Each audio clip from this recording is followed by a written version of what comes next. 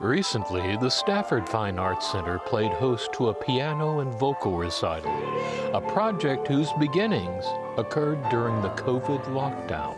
Well, a lot of people were unable to rehearse, and Adam is very skilled with Zoom and some other things that I don't know what they are, but frankly, and sound trap is one of them, and so we could meet, and when things got a little calmer after, then we started meeting on a fairly regular basis. And it was such a wonderful collaboration because, you know, we would talk about how does this text feel to you? What are you trying to express here?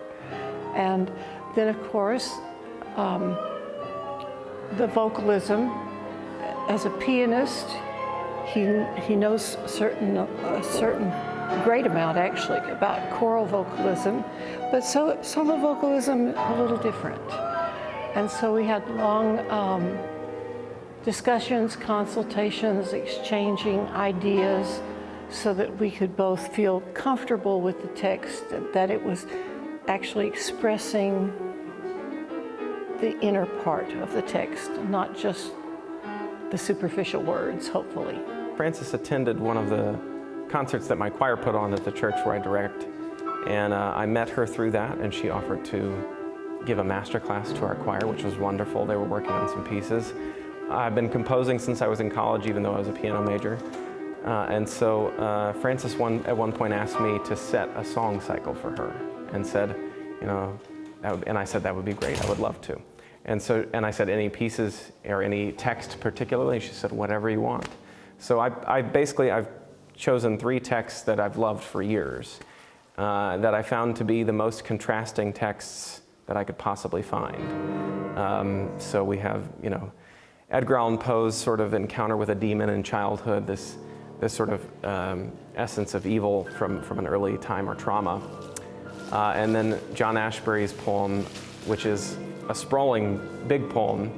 It ended up being 3 movements in the entire song cycle because of the length of the poem. But to me, it expresses a lot of the cold-heartedness of the city, which we all encounter in Houston, driving on concrete jungles, and then sort of this disillusionment with you know, the coldness or the confusion of modernity.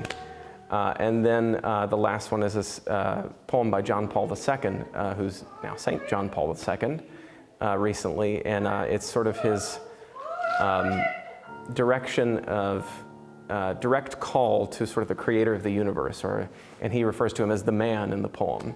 I feel that we really communicate musically, and you know, it's always nice to work with someone that you respect and with whom you get along. I mean, you can communicate and you can talk through ideas, and so it's been a very happy collaboration. For HCC Beat, this is Randall Williams.